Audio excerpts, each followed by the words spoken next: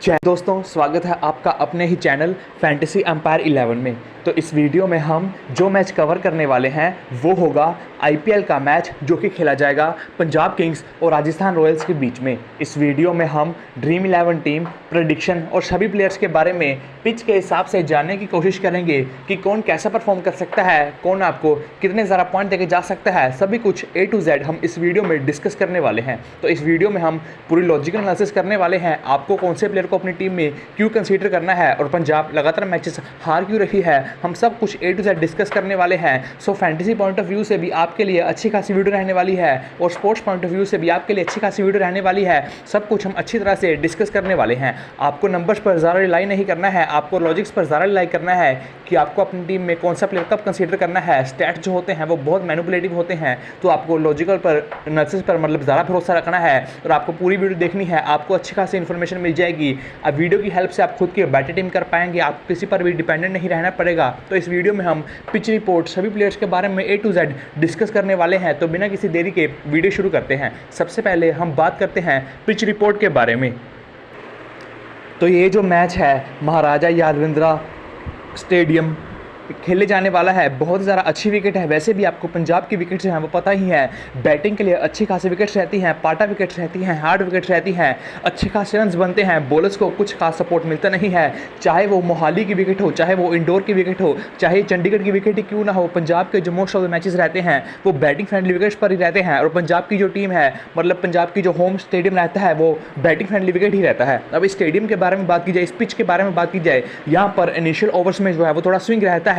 तो शुरू के 2-3 ओवर्स में विकेट जा सकता है, लेकिन जैसे ही शुरू के 2-3 ओवर्स खत्म होगा, स्विंग चला जाएगा, उसके बाद बैटिंग के लिए अच्छा खासा विकेट रहने वाला है। यहाँ पर अच्छे खासे रन्स बनने वाले हैं, मिडिल ओवर्स में अच्छे खासे रन्स बनते हैं। तो आपके लिए एक हिंट है, एक तरफ सैम करन है, अर्शदीप सिंह है और दूसरी तरफ जो है वो ट्रेंट बोल्ट है, बर्गर है, सभी ही स्विंग के माहिर प्लेयर्स हैं। तो आपके लिए थोड़ा हिंट है, आप ओपनर्स को ड्रॉप करके मिडिल ऑर्डर के साथ अपनी टीम में जा सकते हो। मिडिल ऑर्डर में यहाँ पर अच्छे खासे रन्स बनाते हैं और मिडिल ओवर्स में यहाँ पर अच्छे खासे रन्स बनते भी हैं और ओपनर्स थोड़ा स्ट्रगल करते हैं स्विंग के कारण। दोनों ही टीम्स के पास अच्छे खासे स्विंग बॉलर्स हैं जो किसी भी दिन किसी भी टीम के खिलाफ अच्छे खासे विकेट लेके जा सकते हैं। सभी वर्ल्ड क्लास प्लेयर्स हैं। सो ओवरऑल पिच रिपोर्ट यही है, बैटिंग के लिए अच्छी खासी विकेट्स हैं। स्पिनर्स को पिच से कुछ खास सपोर्ट मिलता नहीं है, पेसर्स को इनिशियल 2-3 ओवर्स में स्विंग मिलता है, लेकिन वही 2-3 ओवर्स के बाद बैटिंग के लिए अच्छा खासा विकेट रहने वाला है। मिडिल ओवर्स में तो यहाँ पर अच्छे खासे रन बनते हैं। सो बैट्समैन को शुरू के 2-3 ओवर ही टिक कर खेलना है। अगर वो खेल देंगे तो वो जो हार्ड सरफेस है, मतलब जो हार्ड चीज़ है वो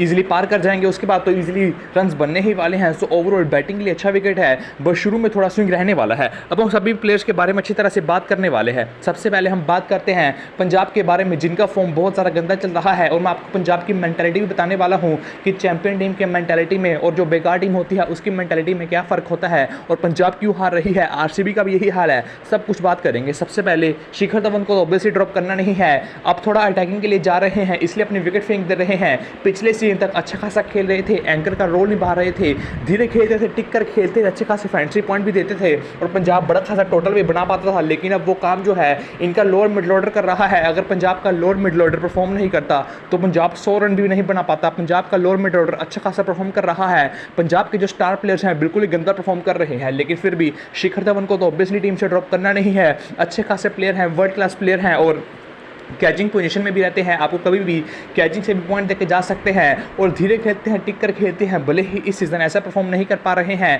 अंधाधुन अटैक के लिए जा रहे हैं, लेकिन फिर भी कभी भी एंकर का रोल जो है वो ले सकते हैं, क्योंकि पंजाब के पास अच्छे खासे अटैकर्स हैं। तो अगर शिखर धवन चाहे तो एंकर का जो रोल है वो ले सकते हैं और धीरे खेलेंगे, टिक कर खेलेंगे तो आपको अच्छे खासे पॉइंट देने ही वाले हैं। स्पिन को, पेस को, सभी को बढ़िया खेलते हैं। अब बात की बेस्टो के बारे में, फॉर्म बहुत ही ज़्यादा गंदा चल रहा है। सिर्फ एक मैच में फॉर्म किया है 5 मैचेस में और इस मैच में तो देखो बेस्टो ओपनिंग करते हैं। बेस्टो जो है वो स्पिन के सामने भी स्ट्रगल करते हैं और स्विंग के सामने भी स्ट्रगल करते हैं, दोनों चीज़ के सामने स्ट्रगल करते हैं। अब अगर ओपनिंग करेंगे तो शुरुआत के ओवर्स में जो है वो स्विंग रहने ही वाले हैं। सामने ट्रेंट बोल्ट है, बर्गर है, जो कि इनको बहुत ज़्यादा दिक्कत देने वाले हैं। अगर बेस्टो कैसे तैसे भी करके उनको सर्वाइव कर भी दिए तो बेस्टो स्पिन के आगे भी बहुत ज़्यादा स्ट्रगल करते हैं और सामने यूजी चहल हैं और रविचंद्रन अश्विन है, वो भी बहुत ज़्यादा बड़ा खतरा रहने ही वाला है। सो बेस्टो जब तक बैटिंग करेगी इनका खतरा रहने ही वाला है। पिच से भले ही स्पिनर को ज़्यादा सपोर्ट नहीं मिलता है, लेकिन युजवेंद्र चहल जैसे बॉलर्स, अश्विन जैसे बॉलर्स इतने ज़्यादा अच्छे बॉलर्स हैं कि वो अपनी दिमाग लगा के भी, मतलब फील्ड का साथ खेल के भी इजीली विकेट चटका सकते हैं। तो उस हिसाब से बेस्टो के लिए हर मैच में खतरा बने ही रहना है, मतलब पूरे मैच में पूरे 20 के 20 ओवर खतरा बना ही रहेगा। जब तक बेस्टो खेलेंगे इनका खतरा बना ही रहेगा। पहले स्विंग होगा, फिर स्पिन होगा, बात तो डेथ ओवर में तो हिटिंग करनी ही पड़ेगी। खैर बेस्टो डेथ ओवर में तो कब तक ही जाएगा। तो इस मैच में ऐसा भी हो सकता है कि पंजाब बेस्टो को ड्रॉप कर दे, क्योंकि बेस्टो स्विंग के सामने भी स्ट्रगल करेगा, स्पिन के सामने भी स्ट्रगल करेगा। तो क्या पता बेस्टो को इस मैच में ड्रॉप ही कर दिया जाए कि भाई फॉर्म तो पहले ही बहुत सारा गंदा चल रहा है और अब सामने तो बॉल स्विंग होने वाली है, ट्रेंट बोल्ट है, बर्गर है, बहुत स्ट्रगल आने वाला है, उसके बाद चहल है, अश्विन है, स्पिन के सामने भी स्ट्रगल करता ही है। तो क्या पता बेस्टो को इस मैच में ड्रॉप भी कर दिया जाए। तो बेस्टो को अपनी टीम में तो ऑब्वियसली कंसीडर करने नहीं वाला हूं, क्योंकि बेस्टो फॉर्म बहुत ज़्यादा गंदा चल रहा है। इस ओवर में, इस मैच में इनके लाले पड़ने ही वाले हैं, तो मैं बिल्कुल भी कंसीडर करने नहीं वाला हूँ। प्रभ सिमरन अच्छे प्लेयर हैं, लेकिन अंधाधुन अटैकिंग के लिए जा रहे हैं, ज़्यादा बड़ी रॉक नहीं खेल पा रहे हैं, ड्रॉप कर सकते हो। मेरे पास और बहुत ज़्यादा बेटर ऑप्शन अवेलेबल है, सो अभी के लिए मैं इनको भी ज़्यादा कंसीडर करने नहीं वाला हूँ। कंसिस्टेंसी का थोड़ा कमी रहता है। उसके बाद सैम करन के बारे में बात की जाए, इनको मैं ड्रॉप नहीं करने वाला हूं। 2 डाउन बैटिंग कर रहे हैं, बैटिंग से अच्छा खासा परफॉर्मेंस दे रहा है बंदा, और अब तो 4 ओवर भी कंप्लीट कर रहा है। लास्ट मैच में डेथ में भी 1 ओवर कर दिया था, क्योंकि अगर आप देखोगे इस मैच में इनका अच्छा खासा ओवर्स करने का चांसेस है, क्योंकि स्पिन को इस पिच से ज़्यादा सपोर्ट मिलने नहीं वाला है। सो हरप्रीत बरार का, रजा का कभी भी ओवर जो है वो कट सकता है। तो उस हिसाब से पेसर्स के ओवर्स आने ही वाले हैं। तो सैम करन इस मैच में 4 ओवर भी जरूर कर सकते हैं। तो अगर 4 ओवर करेगा, 2 डाउन बंदा बैटिंग करेगा, तो ऑब्वियसली सिर्फ टीम में पिक करने के बाद नहीं है, इवन एक CVC का भी बड़ी ऑप्शन रहने वाला है। तो सैम करन को तो ड्रॉप करने का कोई भी मतलब बनता नहीं है। अब इनके मिडल ऑर्डर के बारे में बात की जाए, बहुत ज़्यादा गंदा चल रहा है, सिर्फ इनका लोअर मिडल ऑर्डर परफॉर्म कर रहा है। रजा के बारे में बात की जाए, बॉलिंग कर नहीं रहा है, अगर बॉलिंग करेगा भी तो 1 से 2 ओवर ही बॉलिंग करेगा, पिच से स्पिन को खास सपोर्ट मिलता नहीं है। लास्ट मैच में बॉलिंग किया नहीं था, सिर्फ बैटिंग से परफॉर्मेंस करके दे रहा है। बहुत बड़ा हार्ड हिटर नहीं है, इजीली ड्रॉप कर सकते हो। IPL में आके देख लो अब क्या हुआ पड़ा है, बंदे को ओवर नहीं मिल रहा है, सिर्फ बैटिंग से ही थोड़ा बहुत परफॉर्मेंस करके दे रहा है। नहीं तो बाकी जो लीग्स होती हैं, जैसे PSL जैसी लीग्स और जिम्बाब्वे के लिए जब ये खेलता है तब हम इसको अपनी टीम का कैप्टन करते हैं, लेकिन IPL में हम इसको अपनी टीम में कंसीडर भी नहीं कर रहे हैं। क्या करें भाई, कॉम्पिटिशन ही इतना ज़्यादा है। अब बात की जाए नीचे प्लेयर्स के बारे में, शशांक सिंह, जितेश शर्मा और आशुतोष शर्मा, ये लोअर मिडल ऑर्डर है पंजाब का। इन तीनों ने ही पंजाब को संभाला हुआ है, यही तीनों बहुत सारा रन बना रहे हैं। शशांक सिंह तो बहुत ही ज़्यादा आउटस्टैंडिंग खेल रहे हैं, आशुतोष भी बहुत सारा आउटस्टैंडिंग खेल रहे हैं, अच्छे खासे रन बना रहे हैं। जितेश शर्मा उनके कंपैरिजन में थोड़े कम रन बना रहे हैं, लेकिन फिर भी जितेश शर्मा अटैकिंग इंटेंट के साथ खेल रहे हैं, तो ठीक है, अच्छा खासा कॉन्ट्रीब्यूशन कर रहे हैं। सो पंजाब के सभी स्टार प्लेयर्स तो बिल्कुल भी परफॉर्म नहीं कर पा रहे हैं, लेकिन जो पंजाब के लोअर मिडल ऑर्डर है वो अच्छा खासा परफॉर्म कर रहा है। अब अगर आप डेथ बॉलिंग देखोगे, मतलब इनकी राजस्थान की, तो इनके पास ऐसे बॉलर्स हैं जो ज़्यादा रन लीक नहीं करते हैं, जैसे कुलदीप सैन है, अच्छी खासी पेस के साथ बॉलिंग करते हैं। अवेश खान है, वो यॉर्कर्स का अच्छा खासा प्रयोग करते हैं। तो उस हिसाब से मुझे लगता है कि इस मैच में इनका लोअर मिड ऑर्डर भी ज़्यादा परफॉर्म करने नहीं वाला है, क्योंकि सामने की टीम के पास जो बॉलर्स हैं वो अच्छे हैं, डिसेंट है, और उनको वाइड यॉर्कर्स द्वारा खेलने का अच्छा खासा एक्सपीरियंस है, उनको रन बचाने का भी अच्छा खासा एक्सपीरियंस है। उस केस में हो सकता है कि इस मैच में फ्लॉप भी चले जाए, और इनका बैटिंग ऑर्डर भी बहुत ज़्यादा नीचे है। क्या पता कितना ज़्यादा बैटिंग आए, क्या पता कितना ज़्यादा बैटिंग ना है। तो उस हिसाब से इनको अपनी टीम में ज़्यादा कंसीडर नहीं करने वाला हूँ, तीनों को ड्रॉप कर सकते हो। सो अभी के लिए पंजाब से मैंने Sam Curran, Shikhar Dhawan consider किया है। अब बॉलर्स के बारे में बात की जाए, हरप्रीत बरार, अब मुझे बिल्कुल भी पंजाब का समझ नहीं आ रहा है पंजाब कर क्या रहा है। हरप्रीत बरार एक ऐसा बॉलर है जो आपको विकेट्स लेके बिल्कुल भी नहीं देने वाला है, या आपको सिर्फ रन ही बचा के देने वाला है। अब आपको ऐसी मेंटालिटी के साथ तो बिल्कुल भी नहीं खेलना है कि आपको रन बचाना है, विकेट्स नहीं लेने हैं, तो बरार को भी ड्रॉप कर सकते हो। भले ही 4 ओवर मिलता है, लेकिन इस मैच में वो भी चांसेस कम है, क्योंकि स्पिन के लिए अच्छी खासी विकेट रहने नहीं वाली है। तो क्या पता 2-3 ओवर ही करें। बैटिंग ऑर्डर ऑब्वियसली बैटिंग तो करने नहीं वाले हैं, बॉलर है तो ड्रॉप कर सकते हो, कोई अच्छे ऑप्शन रहने नहीं वाले हैं। पर्पल पटेल के बारे में बात कीजिए, हर्षल पटेल जब से पंजाब में आए हैं पिटाई करवा रहे हैं, इनको लगातार डेथ में बॉलिंग दिया था, लगातार डेथ में अच्छे खासा रन कंसीड कर रहे हैं। अब लास्ट मैच में इनको डेथ में बॉलिंग भी नहीं दिया गया कि भाई तू तो बहुत ज़्यादा रन कंसीड कर रहा है, तो पहले ही बॉलिंग कर ले। तो उस हिसाब से आपकी टीम के लिए 50-50 ऑप्शन आने वाले हैं। अगर पंजाब पहले बॉलिंग करता है तब डेथ में भी आ सकते हैं, तभी कंसीडर कीजिएगा, लेकिन अगर पंजाब सेकंड इनिंग में बॉलिंग करता है तो ड्रॉपेबल है, तब ज़्यादा कंसीडर नहीं करना है, क्योंकि लास्ट मैच में इनको डेथ में बॉलिंग भी नहीं दिया गया था। भले ही कभी भी दिया जा सकता है, लेकिन जिस हिसाब से डेथ ओवर्स में पिटाई करवा रहे हैं उस हिसाब से मुझे लगता है कि इनको डेथ में ज़्यादा जो ओवर्स है वो मिलने नहीं वाले हैं। अब आपको रबाडा और अर्शदीप को तो बिल्कुल भी ड्रॉप नहीं करना है। अर्शदीप प्राइम डेथ बॉलर हैं, स्विंग भी करवाने वाले हैं। एक तो पहला और तीसरा ओवर मोस्ट प्रॉब्ली करते ही हैं, या दूसरा चौथा ओवर करेंगे, और डेथ में 2 ओवर कंफर्म करने आते ही हैं जो 17 और 19 ओवर रहते हैं। सो 2 ओवर स्टार्ट में करेंगे, 2 ओवर डेथ में करेंगे। अब इस पिच पे अच्छा खासा स्विंग रहने वाला है, तो उस हिसाब से इनिशियल ओवर में भी जरूर विकेट छटका सकते हैं। सामने जायसवाल का फॉर्म गंदा चल रहा है, बटलर ने भी सिर्फ एक मैच में ही परफॉर्म किया है, सो उनका फॉर्म गंदा चल रहा है, और डेथ ओवर्स में तो विकेट मिलता ही मिलता है। तो उस हिसाब से अर्शदीप को तो बिल्कुल भी ड्रॉप करना नहीं है। अब रबाडा के बारे में बात की जाए, डेथ में एक आध ओवर करने आ रहे हैं, शुरू में अच्छे खासे ओवर कर रहे हैं, एक ओवर मिडिल में कर रहे हैं, अच्छे खासे ऑप्शन रहने वाले हैं आपकी टीम के लिए। शॉर्ट पिच बॉक्स का अच्छा खासा प्रयोग करते हैं, फील्डर भी बहुत ज़्यादा बढ़िया हैं, विकेट टेकिंग बॉलर हैं, बिल्कुल भी ड्रॉप करना नहीं है। सो अभी के लिए पंजाब से मैंने सिर्फ 4 प्लेयर्स को ही अपनी टीम में कंसीडर किया है, बाकी और कोई लेने लायक ऑप्शन है भी नहीं। अब हम मेन टीम राजस्थान के बारे में बात करते हैं, और मैं आपको बताने वाला हूँ कि पंजाब का मेंटालिटी कैसा है और पंजाब क्यों गंदा खेल रहा है। सबसे पहले जायसवाल भले ही कितना ज़्यादा गंदा फॉर्म चल रहा है, 5 मैच में बिल्कुल भी परफॉर्म नहीं किया, लेकिन फिर भी मस्ट टाइप के रहने वाले हैं। आप सोचो जायसवाल कैसा प्लेयर बन चुका है, अब 5 मैचेस में लगातार परफॉर्म नहीं किया है, बिल्कुल भी पॉइंट्स नहीं दिया है, लेकिन फिर भी सिलेक्शन परसेंटेज 76% है, तो अभी भी जनता इनको अपनी टीम में कंसीडर कर रही है। सो नाम बहुत ज़्यादा बड़ा बना लिया है, तो आपको जायसवाल को तो ड्रॉप करना नहीं है, और हम उम्मीद करते हैं कि जायसवाल जो है वो फॉर्म में आ जाए, क्योंकि T20 वर्ल्ड कप नज़दीक है। मैं चाहता हूँ कि जायसवाल जो है वो रोहित के साथ ओपनिंग करें, एक तो left hand right hand combination भी बन जाएगा, और जायसवाल अच्छे खासे अटैकिंग इंटेंट के साथ खेलते हैं, और स्पिनर्स को भी अच्छा खासा मारते हैं, पेसर्स को भी अच्छा खासा मारते हैं। अब शुभमन गिल का फॉर्म देखोगे बहुत ज़्यादा अच्छा चल रहा है, अगर ऐसा ही फॉर्म रहा तो क्या पता जायसवाल ओपनिंग ना करे, शुभमन गिल ओपनिंग कर जाए। आपको शुभमन गिल के बारे में अच्छी तरह से पता है, कोई हेट की बात नहीं है। आपको शुभमन गिल के बारे में पता है कि वो जो बंदा है वो फ्लैट विकेट्स पे ज़्यादा परफॉर्म करता है, स्पिन के सामने थोड़ा स्ट्रगल करता है, और जैसे ही जो विकेट्स हैं वो थोड़ी बाउंसी विकेट्स होने लगती हैं, थोड़ी लो विकेट्स होने लगती हैं, वो बिल्कुल ही फ्लॉप चला जाता है, रन्स नहीं बना पाता है। जब बैटिंग के लिए अच्छे खासे विकेट हो तभी परफॉर्म कर पाता है, लेकिन जायसवाल ने ऐसा नहीं किया है। जायसवाल ने टेस्ट मैचेस में जहाँ पर रैंक टर्नर्स विकेट रहती है वहाँ पर भी सेंचुरी लगाई है, अच्छा खासा अटैकिंग इंटेंट के साथ खेलता है, बंदा स्पिन को पेस को सभी को बढ़िया खेलता है। सो मैं उम्मीद करता हूँ कि जायसवाल जो है वो फॉर्म में है, क्योंकि T20 वर्ल्ड कप की टीम के लिए, इंडिया के लिए जायसवाल बहुत ज़्यादा इंपॉर्टेंट रहने वाला है। एक तो लेफ्टी है, अच्छा खासा लेफ्टी राइटी का कॉम्बिनेशन भी बन जाएगा, और जिस हिसाब से बंदा अटैक करता है, अंधाधुन हिटिंग करता है, प्रॉपर क्रिकेटिंग शॉट्स खेलता है, ऐसे नहीं है कि बल्ला घुमा रहा है, हर शॉट पूरा क्लासिक होता है, पूरा मतलब प्रॉपर क्रिकेटिंग शॉट होता है। तो उस हिसाब से जायसवाल मस्ट हैपिक रहने वाले हैं। जायसवाल को मैं ड्रॉप करने नहीं वाला हूँ, मैं उम्मीद करता हूँ कि फॉर्म में भी आ जाए, क्योंकि इंडियन टीम के लिए वर्ल्ड कप के लिए बहुत ज़्यादा इंपॉर्टेंट ऑप्शन रहने वाले हैं। अब बटलर के बारे में बात की जाए, ड्रॉप मत करना। आरसीबी टीम ऐसी टीम के सामने 100 लगा दिया था, भले ही उनका बॉलिंग गंदा चल रहा था, लेकिन फिर भी बटलर जोस द बॉस है, बिल्कुल भी ड्रॉप करना नहीं है, वर्ल्ड क्लास प्लेयर है, और एडिशनल एडवांटेज कैचिंग पोजीशन में रहते हैं, लॉन्ग ऑफ पे फील्डिंग करते हैं, तो कैचिंग से कभी भी आपको अच्छे खासे पॉइंट देके जा सकते हैं।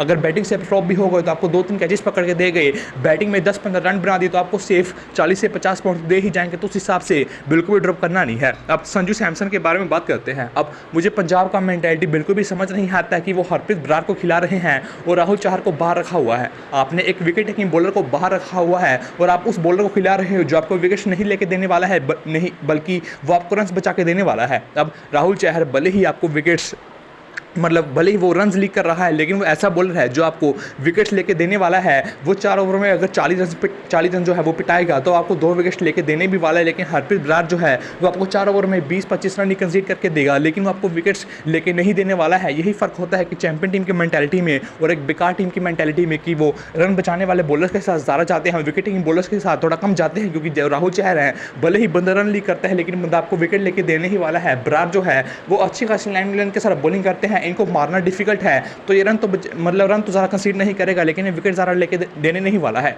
पंजाब का यही बुरा हाल है, विकेट टेकिंग बॉलर को बाहर कर दिया है और ऐसे बॉलर को खिला रहे हैं जो रन बचाता है, विकेट नहीं लेके देता है। अब आरसीबी का यही हाल है, करण शर्मा को बाहर बिठा रखा है, डागर खेलता ही जा रहा है। अब डागर आपको पता है विकेट टेकिंग बॉलर नहीं है वो, लेकिन वो रन कंसीड नहीं करता है। करण शर्मा विकेट टेकिंग बॉलर है, लेकिन वो रन भी लीक करता है। आरसीबी ऐसा ही कर रही है, जो बंदा रन लीक कर रहा है लेकिन वो विकेट लेके देगा, उसको आपने बाहर बिठा रखा है। करण शर्मा जैसा बॉलर बाहर बिठा रखा है, भले ही आपको वो 4 ओवर में 40 रन जो है कंसीड कर देगा, लेकिन आपको 2 विकेट्स भी लेके देने ही वाला है। उस बंदे को आपने बाहर बिठा रखा है और आप ऐसे बंदे को खिला रहे हो जो आपको विकेट्स लेके नहीं देने वाला है, बल्कि सिर्फ रन बचाने वाला है। तो ये मेंटालिटी मुझको बिल्कुल भी समझ नहीं आता है, और यही मेंटालिटी का फ़र्क होता है चैंपियन टीम में बेकार टीम में। आप चैंपियन टीम में देखो, अब सीएसके लगा लो, अब सैंटनर सभी को पता है वर्ल्ड क्लास प्लेयर है, लेकिन सैंटनर के ऊपर हमेशा थिक्सना प्रेफर होता है। थिक्सना लाख गुना गंदा प्लेयर है। सैंटनर के कंपैरिजन के हिसाब से सैंटनर वर्ल्ड क्लास प्लेयर है, थिक्सना उसके आसपास भी नहीं है, लेकिन थिक्सना जो है वो आपको विकेट लेके देता है। थिक्सना भले ही रन्स लीक करता है, ये 4 ओवर में 50 रन भी खा जाता है,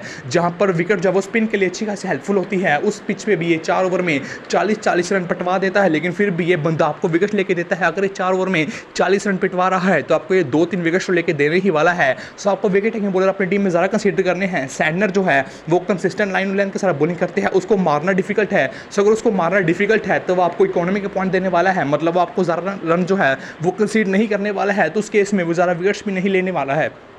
तो उस हिसाब से सैंटनर बहुत ज़्यादा बढ़िया प्लेयर है, लेकिन चेन्नई का मेंटेलिटी ऐसा है चैंपियन टीम का कि आपको विकेट टेकिंग बॉलर अपनी टीम में चाहिए, ना कि वो बॉलर जो आपको रन बचा के दे। सो सैंटनर शुरू से ही बेंच पर रहता है। थिक्सना हर मैच खेलता है, थिक्सना हर मैच बहुत ज़्यादा रन लीक करता है, तो फिर भी ये थिक्सना को ही खिलाते हैं, क्योंकि थिक्सना जो है वो विकेट लेके देता है। तो उस हिसाब से चैंपियन टीम का मेंटालिटी ये होता है, और जो दूसरी टीम्स का रहता है उनका मेंटालिटी ये है। इसलिए ये बॉटम ऑफ द टेबल है, वो चेन्नई है वो टॉप ऑफ द टेबल है, यही फ़र्क है। तो देखते हैं कि आगे जाके क्या चेंजेस करते हैं। अब सैमसंग के बारे में बात की जाए, बंदा पेस को बहुत ज़्यादा बढ़िया खेलता है, फिर स्पिन के आगे शक्ल करता है। अब पंजाब के स्पिन डिपार्टमेंट का बिल्कुल भी बेड़ा गर्क है, मतलब हरप्रीत बरार खेल रहे हैं। बरार बिल्कुल भी विकेट टेकिंग बॉलर नहीं है। सो सैमसंग के सामने बिल्कुल भी मतलब जो है वो स्ट्रगल रहने नहीं वाला है। सैमसंग को कोई भी खतरा नहीं है। बरार बहुत ज़्यादा अच्छे स्पिनर नहीं है, विकेट्स भी नहीं लेके देने वाले हैं। पेस को तो सैमसंग बहुत ज़्यादा बढ़िया मारता है, तो सैमसंग को तो ड्रॉप करने का मतलब बनता नहीं है। इवन एक सीवीसी का भी बढ़िया ऑप्शन रहने वाला है, क्योंकि इनका एक ही स्ट्रगल है, वो स्पिन है।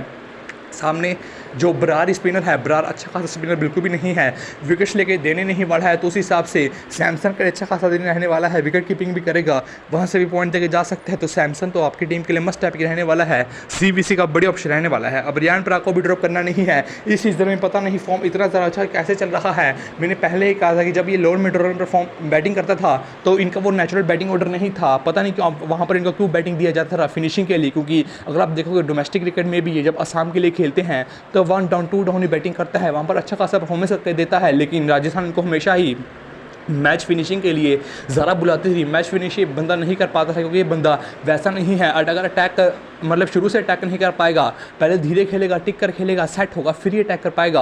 अब इस सीज़न इनको 2 डाउन बैटिंग मिल रहा है, अगर 2 डाउन बैटिंग मिलने लगा है तो अच्छा खासा परफॉर्मेंस भी देने लगा है, तो आपकी टीम के लिए मस्ट टैपिक रहने वाला है।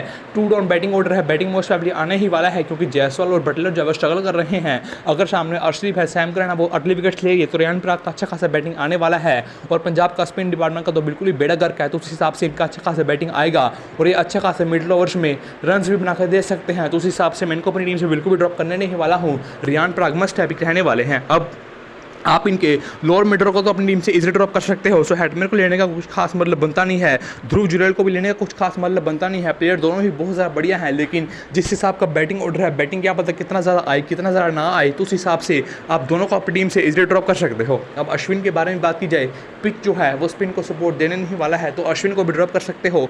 अश्विन का कभी भी ओवर कट भी सकता है। राजस्थान हमेशा 6 मेन बॉलर के साथ खेलता है, सो अगर 6 मेन बॉलर के पास खेलता है तो पिच के हिसाब से सभी का ओवर डिपेंडेंट रहता है। तो अश्विन का इस पिच के हिसाब से ओवर्स कट सकता है। तो अश्विन क्या पता इस मैच में 2 से 3 ओवर ही करे, पूरे 4 ओवर ना करे। बैटिंग ऑर्डर बहुत सारा नीचे है, तो मैं अश्विन को अपनी टीम में कंसीडर नहीं करने वाला हूँ। बोल्ट लास्ट मैच में सिर्फ 2 ओवर ही बंदे ने बॉलिंग किया था, लेकिन ये पिच जो है वो पेसर्स को अच्छा खासा सपोर्ट देने वाली है। इनिशियल ओवर में स्विंग भी रहने वाला है, तो बंदा मोस्ट प्रॉबेबली इस मैच में पूरे 4 ओवर कंप्लीट करने ही वाला है। सिलेक्शन परसेंटेज भले ही इनका कम है, लेकिन फिर भी मैं इनको अपनी टीम में इस मैच में बिल्कुल भी ड्रॉप करने नहीं वाला हूं, क्योंकि सामने बेस्टो का फॉर्म गंदा है और उसके बाद 1 डन प्रॉपर सिंह बहुत ज़्यादा फॉर्म गंदा है। उसके बाद शिखर धवन का फॉर्म कुछ खास इंप्रेसिव चल नहीं रहा है, तो ट्रेंट बोल्ट कभी भी उनका विकेट इजली चटका सकते हैं। और जिस हिसाब की पिच है उस हिसाब से ट्रेंट बोल्ट को पावर प्ले में विकेट लेना ही चाहिए, और जिस हिसाब की पिच है ट्रेंट बोल्ट को इस मैच में पूरे 4 ओवर कंप्लीट भी करने चाहिए। तो मैं इस हिसाब से बोल्ट को अपनी टीम से बिल्कुल भी ड्रॉप करने नहीं वाला हूं। अब बात कीजिए आवेश खान के बारे में, 2 ओवर डेथ में करता है, लेकिन सभी ही यॉर्कर्स का प्रयोग करता है। हार्ड लेंथ के साथ बॉलिंग नहीं करता है, लाइन और लेंथ भी अच्छा रहता है, लेकिन फिर भी विकेट टेकिंग बॉलर नहीं है, क्योंकि अब ये जो है वाइड यॉर्कर से ज़्यादा प्रयोग कर रहा है। यॉर्कर पर जो है वो बेचारा विकेट नहीं जाता है, लेकिन रन जो है वो बचता है। हमें रन नहीं बचाने हैं, हमें फैंटेसी पॉइंट ऑफ व्यू से विकेट चाहिए। हमें रन बचाने का पॉइंट नहीं मिलने वाला है, हमें सिर्फ विकेट्स का पॉइंट मिलने वाला है। भले ही ये डेथ में बॉलिंग करता है, लेकिन ये ज़्यादातर यॉर्कर्स का प्रयोग करता है, रन बचाने को जाता है। लाइन लाइन के साथ बॉलिंग नहीं करता है कि उसको विकेट मिल जाए तो उस हिसाब से अपनी टीम से ड्रॉप कर सकते हो। लेकिन इसकी ऑप्शन तो रहने ही वाला है, कंसीडर भी कर सकते हो कोई डेथ में बॉलिंग करेगा।